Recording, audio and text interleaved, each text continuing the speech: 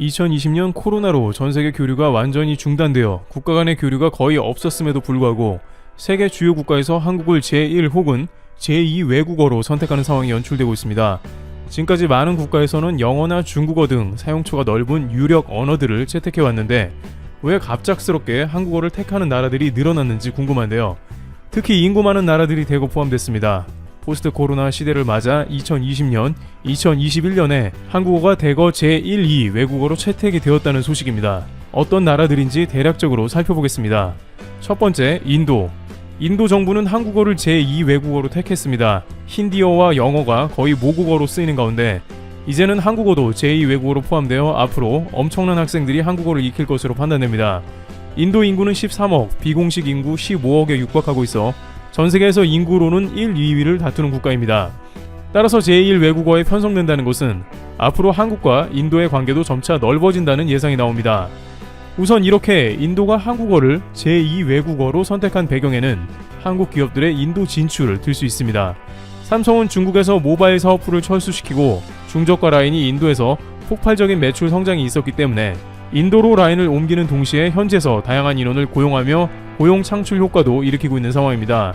또한 삼성 모바일은 마침 인도가 중국과 국경에서 끊임없는 마찰을 일으키면서 반중 정서가 심화되는 상황이 오면서 중국산 불매와 더불어 이에 대한 반향으로 더욱 기회를 잡아 시너지 효과를 내고 있다는 분석도 따르고 있습니다. 실제 인도가 한국어를 제2 외국어로 선택한 배경에는 중국어 대신 한국어가 들어갔다는 의견도 나옵니다. 인도는 제2 외국어였던 중국어를 아예 빼버린 대신에 한국어를 제2 외국어로 전격 편입한 것으로 보입니다. 인도 교육계에서는 K-POP 등 한류 문화에 대한 급격한 학습 수요가 늘어났고 넷플릭스나 유튜브 등으로만 한국어를 배우는 것으로는 부족하다는 요청이 늘어났으며 마침 중국도 외교 관계가 원만하지 않던 차에 전격 독일어, 프랑스어 등과 함께 한국어를 포함시켜서 한국어의 위상이 상승한 것으로 판단되고 있습니다. 앞으로 양국은 한국어 학당이나 관련 학습 장소를 대거 늘리고 필요한 인원을 서로 지원할 방침으로 보입니다. 인도는 한국의 경제력이 급상승한 데다가 자국의 한국어 수요가 늘어나면서도 동시에 중국과의 분쟁 등 복합적인 요인으로 인해 한국어를 선택하는 등 앞으로 한국과 다양한 협력을 진행할 것으로 기대되고 있습니다. 두 번째, 베트남. 베트남은 한국어를 제1 외국어로 편성했습니다. 베트남 역시 코로나19임에도 불구하고 한국어를 제1 외국어로 전격 선택한 것은 역시 베트남에서 한국의 위상이 오히려 코로나 때문에 더 올라간 것으로 판단됩니다. 코로나 대응이 베트남 시각을 바꿔놓은 게 아니냐는 것인데요. 실제 최근 분석한 자료는 이를 뒷받침하고 있습니다. 독일 유력 언론은 OECD 국가 중에 여러가지 지표를 모두 동원해 봐도 결론은 한국이 제일 잘했다는 기사를 냈습니다.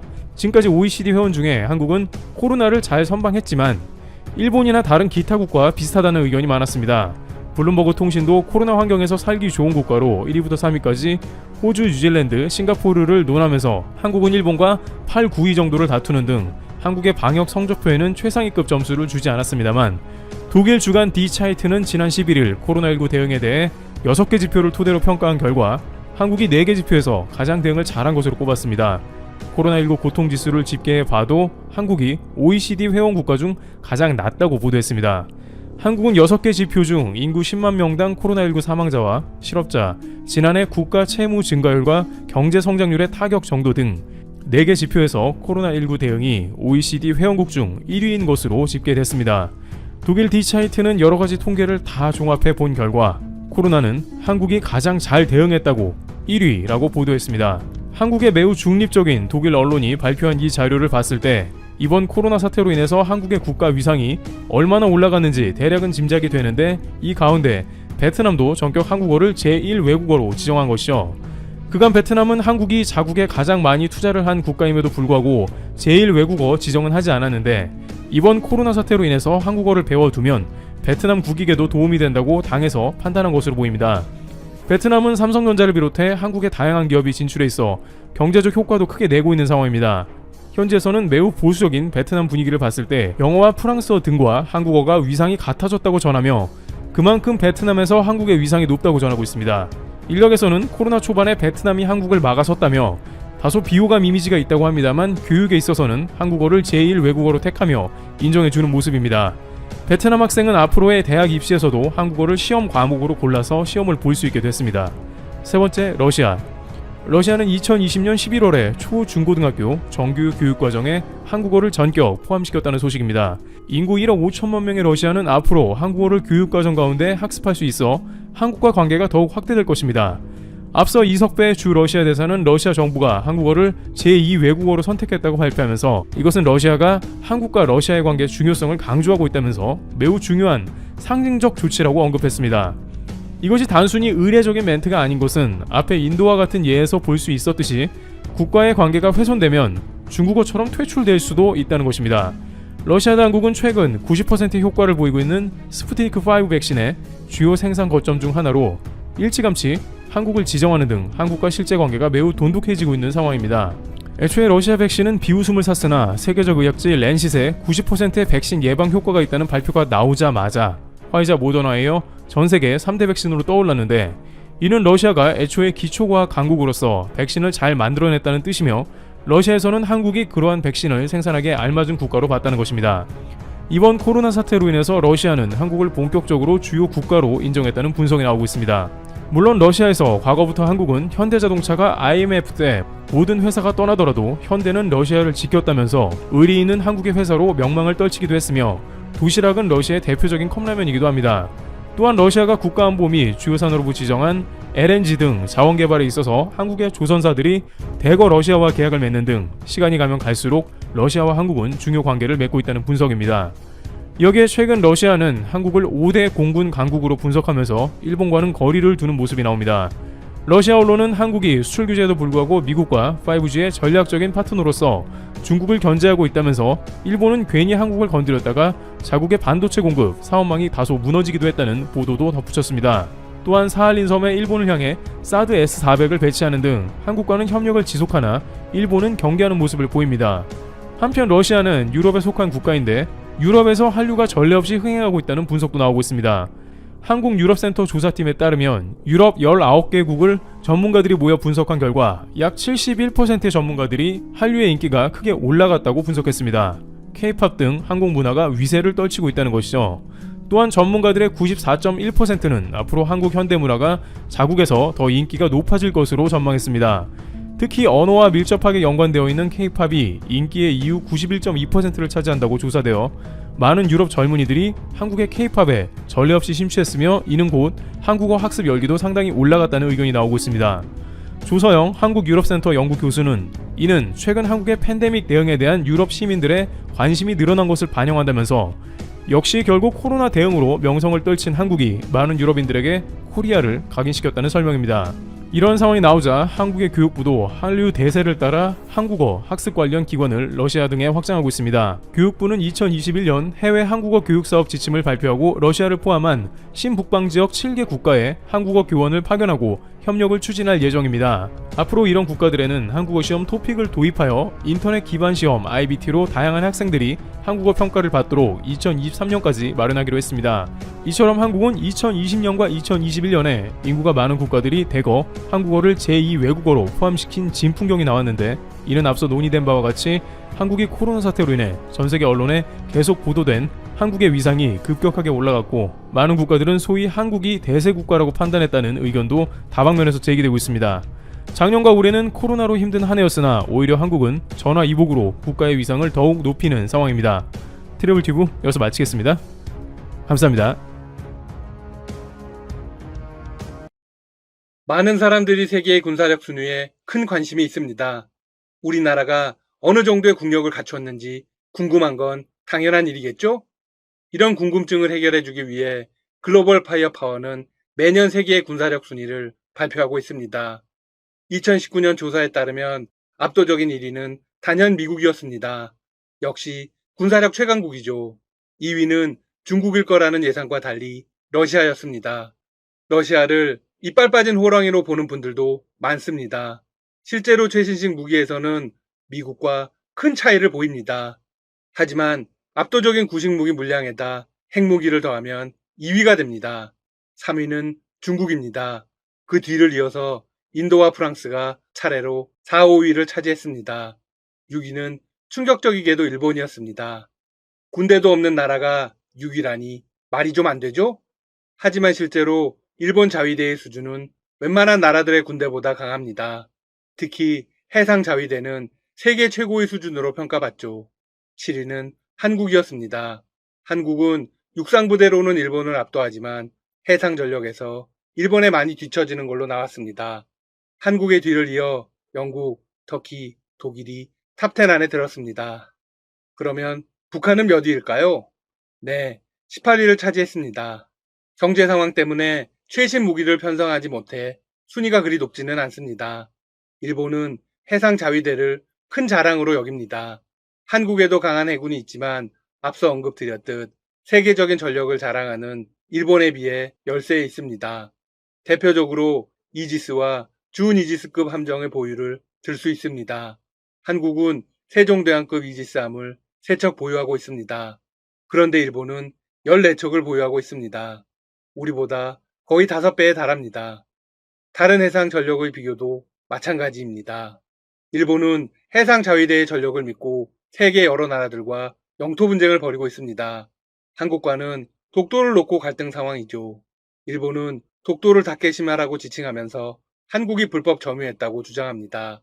하지만 역사적인 증거가 모두 한국을 향하고 있어서 무력 도발은 감히 강행하지 못하고 있습니다. 만약 독도를 건드리면 전쟁이 일어날 수도 있죠. 또한 일본은 한국뿐 아니라 중국, 러시아와도 영토 분쟁 중입니다. 따라서 해상 자위대는 전력을 여기저기 분산해야 하는 상황이죠. 그러나 한국 해군은 다릅니다.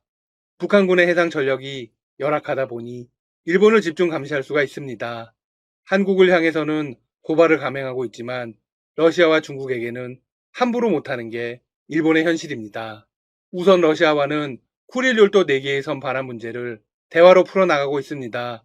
현재 평화조약을 위한 공동경제개발협의가 마무리 단계에 있죠. 하지만 코로나 사태로 대화는 잠정 중단되었고 재개 기약이 없습니다. 푸틴 대통령은 이를 반기는 모양새입니다.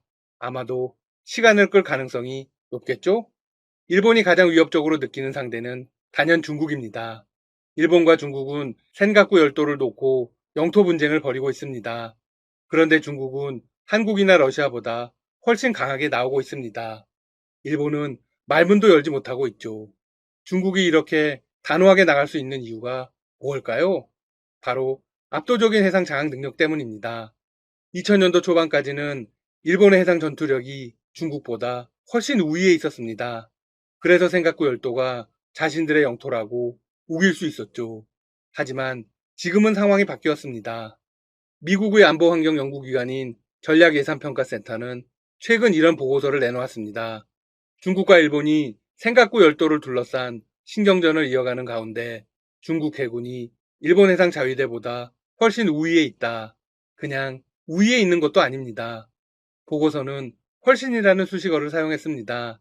미국 보고서의 제목은 일본의 해양 파워에 대한 중국의 견해입니다. 보고서에 따르면 중국은 최근 5년 동안 해군력을 극적으로 증강해 일본에 대해 큰 폭의 우위를 획득했다고 합니다. 중국인민해방군은 2010년쯤에 대규모 해군 증강을 시작했고 최근 5년 동안 해군 함정의 총톤수, 성능, 화력 등을 획기적으로 강화했다는 것입니다. 특히 함정 장비인 미사일 수직 발사 장치는 일본을 압도한다고 합니다. 중국 해군은 2000년 당시에 해당 장비를 단 한 기도 보유하지 않았습니다. 하지만 올해는 2000기를 훌쩍 넘어 일본의 1500기를 웃돌게 되었습니다.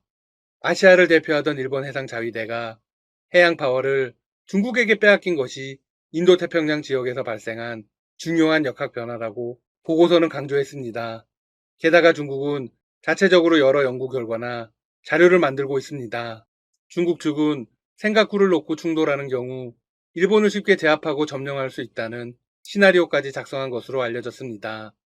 사태가 발생하는 즉시 행동에 돌입하는 시나리오입니다. 시나리오에는 일본을 재빠르게 압도하면서 미군이 개입하지 못하도록 하는 내용도 나와 있었습니다. 보고서는 중국이 일본과의 전면전을 가정하고 각종 미사일로 일본을 붕괴시키는 시나리오를 완성했다고 강조했습니다. 이에 일본 방위당국은 촉각을 곤두세우고 있습니다. 세계 최고 수준이라고 우스대던 일본의 해상 자존심이 무너진 것입니다. 그렇다면 미국이 해당 보고서를 작성한 이유는 무엇일까요? 바로 일본을 도와주기 위해서입니다. 미국과 일본은 같은 편이니까요.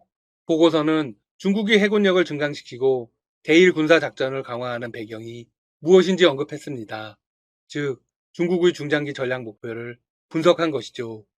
중국의 군사력 증강 이후로는 센가쿠 탈취, 동중국해 패권 확립, 미국과 한몸인 일본의 안보정책 개편, 동아시아에서 미군을 쫓아낸 등이 적혀 있습니다. 보고서는 일본과 미국에 매우 위험한 움직임이 있다고 수차례 강조합니다. 그리고 중국을 억제하기 위해 일본 독자적으로 또는 미국과 일본이 협력해 해상 방위력을 강화하라고 제안합니다. 한편 트럼프 미 대통령은 주요 7개국 G7 정상회의에 한국, 인도, 호주, 러시아를 참석시키자고 제안했습니다. 일본은 이에 당황한 기색이 역력합니다. 호주를 제외한 모든 나라들이 사실상 눈의 가시입니다. 일본 정부는 트럼프 대통령의 발언에 대한 진위 파악은 둘째치고 G11으로 확대 개편에 대해서는 먼저 선을 긋는 모양새입니다.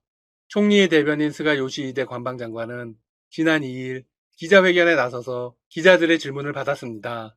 트럼프 대통령의 G7 정상회의 참가국 확대 발언과 관련해 미국 정부로부터 사전 연락이 있었습니까? 스가 관방장관은 명확한 답변을 피하며 이렇게 말했습니다. 외교상 대화라 세부 내용에 관한 설명은 삼가고 싶습니다. 어쨌든 일본과 미국 사이에는 평소에 긴밀한 대화를 확실하게 하고 있습니다. 기자들은 더 날카로운 질문을 이어갔습니다. 한국, 러시아, 호주, 인도 등이 일본과 가치관을 공유하느냐고 물은 것입니다. 매우 중요한 파트너이기는 하지만 일률적으로 말하는 것은 삼가하겠습니다. 즉, 각 나라들마다 다른 감정을 가지고 있다는 것입니다. 우선 한국이 참석하는 건 무척 껄끄럽습니다. 한국이 자신들만큼 선진국이 됐다는 걸 참기 어렵겠죠? 1인당 GDP의 경우 한국과 일본은 큰 차이가 없습니다. 하지만 전체 GDP의 경우 일본이 한국보다 2배 이상 높기 때문이죠. 게다가 한국과는 정치적 갈등이 심각한 상황입니다. 인도 역시 불편합니다. 일본은 아시아에서 유일하게 G7 국가라는 걸 자랑해 왔습니다. 그런데 이번에 한국과 인도가 참여하면 아시아가 세 개의 나라로 늘어나기 때문입니다. 러시아가 불편한 것도 마찬가지입니다.